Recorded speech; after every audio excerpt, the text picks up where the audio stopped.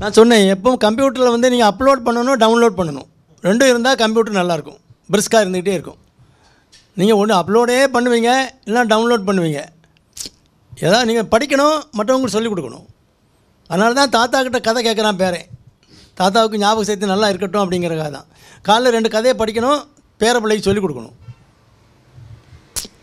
இல்லைன்னா உங்களை மாதிரி ஆட்கள்கிட்ட நாங்கள் வாக்கிங் வரும்போது நாங்கள் சொல்கிறோம் இல்லையா, அது சொல்லிக்கிட்டே இருக்கிறோம். எங்கே போனாலும் இன்றைக்கி கூட நான் 2 குறள் 3 குறள் சொன்னேன். அந்த பொங்கல் விழாவுக்கு போயிருந்தேன். அப்போ சொல்லும்போது தான் இல்லை, மனுஷன் இருந்தால் சக மனிதனை நேசிக்கணும். சக மனிதன் கஷ்டப்படும் போது உன்னுடைய மனசும் கஷ்டப்படணும். அப்படின்னா தான் நீ உயிரோடு இருக்கானே அர்த்தம் அப்படின்னு வள்ளுவர் சொல்கிறாரு. அதாவது அந்த குறளை வந்து, ஒத்தது அறிவான் உயிர் வாழ்வான், மற்றையான் செத்தாருள் வைக்கப்படும். அந்த ஆள் போனால் மூக்கில் குத்துற மாதிரி தான் பேசுவார். கோவம் வந்துட்டுனா அவ்வளோதான், மூக்கில் செவிட்டில் அறையிற மாதிரி தான் பேசுவார். ஒரு கஷ்டப்படுறான் அப்படின்னா அதை பார்த்து ஒரு மனுஷன் கஷ்டப்படுது, நீ ஏதாவது உதவி பண்ணுற அப்படின்னா தான் நீ உயிரோடு இருக்கானே அர்த்தம். இல்லைன்னா உனக்கு உயிரே இல்லைன்னு அர்த்தங்கிறார். ஒத்தது அறிவான் உயிர் வாழ்வான், மற்றையான் செத்தாருள் வைக்கப்படும் அப்படிங்கிறார். இப்போ இதெல்லாம் எப்போமா படித்த குறள், அதை வந்து நம்ம ஞாபகப்படுத்தி கொண்டு வரல. அப்போ தான் அந்த பிரெயினில் அந்த இடம் ஆக்டிவேட் ஆகும். அப்புறம் என்ன ஒன்று, பிச்சை எடுக்கிறவன் இருக்கான்ல, பிச்சை எடுக்கிறவனை பார்த்துட்டு அவனுடைய பிரதாப நிலைமையை பார்த்து இப்படியும் ஒரு பிறவி படைக்கணுமா ஆண்டவன் அப்படின்னு ஆண்டவன் மேலே கோவம் வருது. இறந்தும் உயிர் வாழ்தல் வேண்டி பிச்சை எடுத்து சாப்பிட்டு தான் உயிர் வாழணும் அப்படின்னு ஒரு பிறவியை படைச்சிருப்பான். அப்படின்னா அந்த ஆண்டவன் பறந்து கெடுக உலகேற்றியான், தெரு தெருவாக போய் அந்த ஆள் அலையட்டும், போய் எங்கேயா போய் தொலையட்டும் அப்படிங்கிறார். அதனால் அவர் கோபம் வந்தால் தாங்க முடியாது. இன்னொரு இடத்துல மற்றவங்களுக்கு கொடுக்கறது, நீ அறம் செய்ய விரும்பு, அதெல்லாம் சொல்லி கொடுத்தாங்க, நம்ம ஔவையார் சொல்லி கொடுத்தாங்க.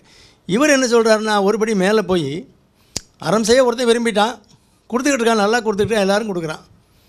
அவனை பார்த்து அவன் ஃப்ரெண்டு ஒருத்தன் சொல்லுவான், கிறுக்கு பைய, இவனுக்கெல்லாம் 100 ரூபா கொடுத்துருந்தா போதும், 500 ரூபா கொடுக்குறியே குரங்கு பையல, நீ என்ன உழுப்புறீங்களா, நீயும் கஷ்டப்பட்டு தானே சம்பாதிக்கிறேன், நீ இதுக்கு கொடுக்கணும்.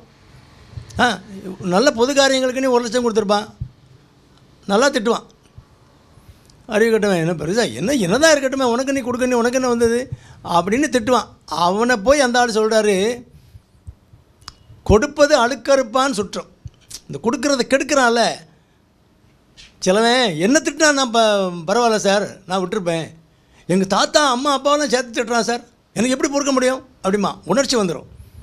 இவர் திட்டுறதே அடிமடியில் கை வைக்கிற மாதிரி. வள்ளுவர் சொல்கிறார், அந்த மாதிரி ஆட்களை கொடுப்பது அழுக்கறுப்பான் சுற்றம். அவன் சொந்த பந்தம் எல்லாத்தையும் சேர்த்து பிடிச்சி திட்டுறாரு. சுற்றம் உடுப்பதுவும் உண்பதுவும் இன்றி கெடும். துணி உடுக்க துணி இல்லாமல், திங்கிற சோறு இல்லாமல் கெடும்னா தெரு வளைவான்.